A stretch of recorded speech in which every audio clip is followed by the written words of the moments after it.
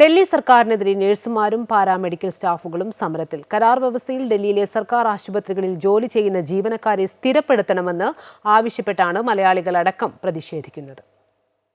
ഡൽഹിയിലെ സർക്കാർ ആശുപത്രിയിൽ ജോലി ചെയ്യുന്നവരിൽ ബഹുഭൂരിപക്ഷവും 20 വർഷവും അതിൽ അധികവും സേവന കാലയളവുള്ളവരാണ്. താൽക്കാലിക തസ്തികയിൽ ജോലിക്ക് പ്രവേശിച്ചുവെങ്കിലും ഇവരെ സ്ഥിരപ്പെടുത്താമെന്ന് മുഖ്യമന്ത്രി അരവിന്ദ് കെജ്രിവാൾ തന്നെയാണ് വാഗ്ദാനം നൽകിയത്.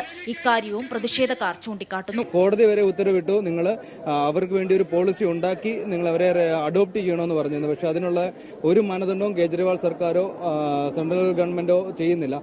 അതേസമയം മുഖ്യമന്ത്രി വാക്കുപാലിച്ചില്ലെന്ന് മാത്രമല്ല, സേവന കാലയളവ് പോലും പരിഗണിക്കാതെ 1000-ഓളം വരുന്ന ജീവനക്കാരെ പിരിച്ചുവിടാനാണ് ഡൽഹി സർക്കാരിന്റെ നീക്കമെന്ന് സമരക്കാർ കുറ്റപ്പെടുത്തുന്നു. അതേസമയം മുഖ്യമന്ത്രി വാക്കുപാലിച്ചില്ലെന്ന് മാത്രമല്ല, സേവന കാലയളവ് പോലും പരിഗണിക്കാതെ 1000-ഓളം വരുന്ന ജീവനക്കാരെ പിരിച്ചുവിടാനാണ് ഡൽഹി സർക്കാരിന്റെ നീക്കമെന്നും സമരക്കാർ കുറ്റപ്പെടുത്തുന്നു.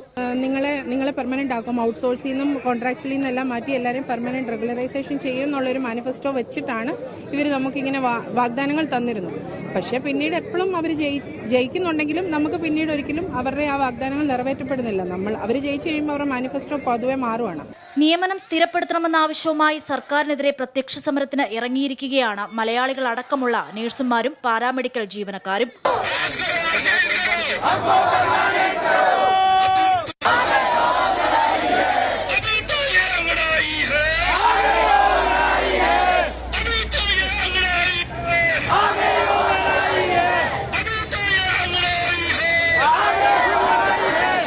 ഡൽഹി സർക്കാരിന്റെ ഭാഗത്തു നിന്നും അനുകൂല തീരുമാനമുണ്ടാകുന്നതുവരെ പ്രതിഷേധം തുടരുന്നതിനാണ് നഴ്സുമാരുടെ തീരുമാനം. അമൃത ന്യൂസ്, ന്യൂഡൽഹി.